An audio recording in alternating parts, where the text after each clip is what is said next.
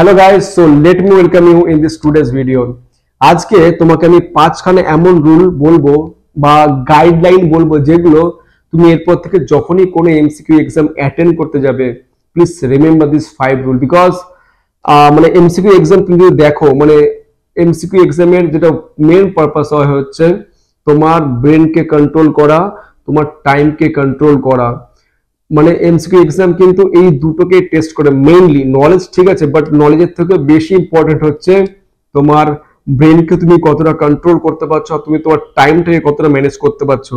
Because অনেক meritorious student আছে, অনেক ইন্টেলিজেন্ট স্টুডেন্টস আছে, ব্রিলিয়েন্ট স্টুডেন্টস আছে, তারা অনেক brilliant but still they can not crack MCQ exam because they cannot control the time as well as their mind.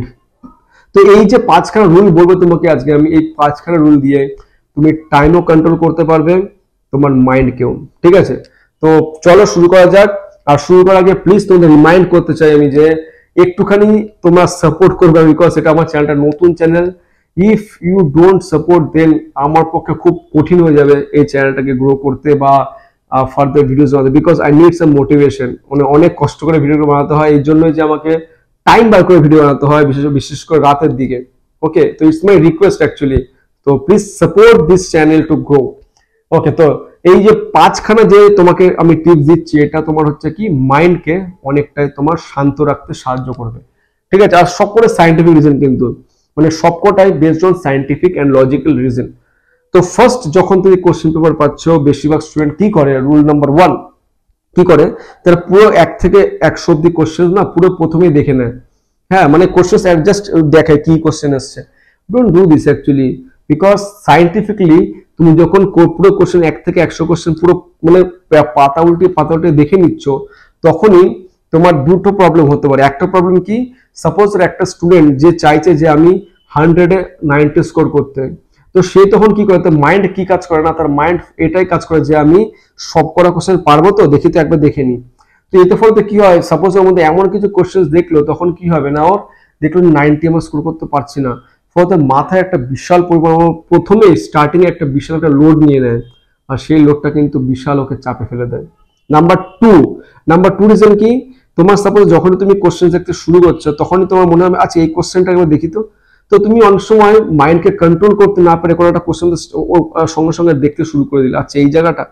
তো এর জন্য বলছি বারবার, ডোন্ট ডু দিস।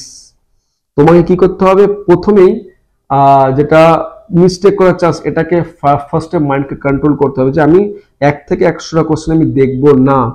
ঠিক আছে, এটা হচ্ছে first. Okay, rule number 1। Next rule number 2, then তাহলে আমি কি করে অ্যাপ্রোচ করবো, that is the next step. তোমার কি করতে হবে না, আমি 1 থেকে কোশ্চেন অ্যাটেন্ড করতে করতে 100 অব্দি যাবো। ঠিক আছে, 1 থেকে অ্যাটেন্ড করতে করতে 100 অব্দি যাবো, বাট তোমাকে এখানে মাথায় রাখতে হবে যখনই তুমি 1 থেকে 100 অব্দি যাচ্ছ কোশ্চেনগুলো দেখতে দেখতে, first focus on those questions যেগুলো তুমি দেখা মাত্রই তুমি জানো অ্যান্সার কি হবে, বিশেষ করে যেগুলো একদম শর্ট টাইপের কোশ্চেন্স হয়, যেগুলো একদম নিউমেরিক্যাল থাকেই না, সেগুলো করতে হবে।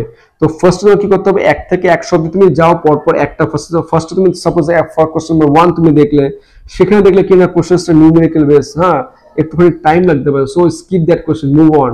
কোশ্চেন নাম্বার 2, আচ্ছা এটা একদম শর্ট টাইপের, জাস্ট একটা ইউনিট জিজ্ঞেস করে যাবে কোশ্চেনে, সো ডু ইট।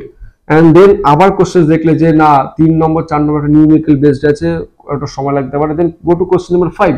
তো এরকম করতে করতে করতে তোমার কি করতে হবে, you have to go to question number 100। ঠিক আছে, বা হোয়াটসএভার। তো এইভাবে তুমি কি করতে অ্যাপ্রোচ করতে হবে। সো এইটা করাতে সাইন্টিফিক্যালি কি হয়, এটা করাতে সাইন্টিফিক্যালি কি হয় সেটা তোমাকে বলছি। সাপোজ তুমি জিম করতে গেছো, হ্যাঁ, এবার গিয়েই তুমি কি করছো, মানে তুমি লোড নেওয়া শুরু করে দিয়েছো, হ্যাঁ খুব হেভি ওয়েট লিফট করছো, তাহলে কি হবে, তো মাসেল ক্র্যাম্প চলে আসতে হতে পারে, বা মাসেল পুল হতে পারে, মানে যে কোনো একটা অ্যাক্সিডেন্ট হতে পারে। তার জন্য তোমাকে ট্রেনার কি বলে যে first you go to gym and do some warm up.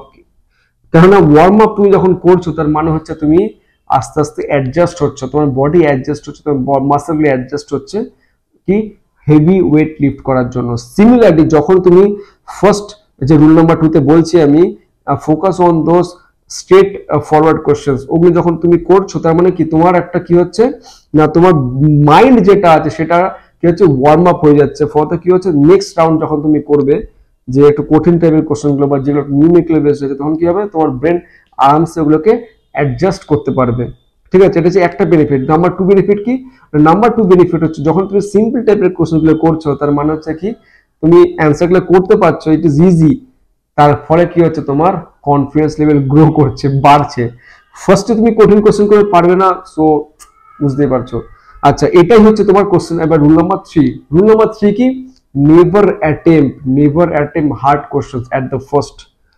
কোনোদিনও যেগুলো একটুখানি বেশি বড় কোশ্চেন্স হয়, অনেক লেন্দি কোশ্চেন্স, আর যেগুলো একটু বেশি নিউমেরিক্যাল হয় বা যেগুলো একটুখানি কঠিন টাইপের কোশ্চেন্স, জীবনেও ফার্স্ট অ্যাটেম্প করবে না, জীবনেও না, কোনোদিনও না। এতে বিশাল ক্ষতি করছো তুমি, বিশাল। কেননা যখন তুমি করতে যাচ্ছ, তার মানে তোমাকে ফার্স্টে কোশ্চেনটা বুঝতে হবে, you are wasting your time. হ্যাঁ। নাম্বার টু কি? ওই কোশ্চেন সাপোজ ভুল হওয়ার চান্স বেশি, because you don't know the answer না, ভুল হতেই পারে। তো তার মানে কি? Negative marking. নাম্বার থ্রি কি? তোমার টাইম কখন যে বেরিয়ে যাবে তুমি নিজেও বুঝতে পারবে না। So do not attempt those question. আর নাম্বার ফোর কি?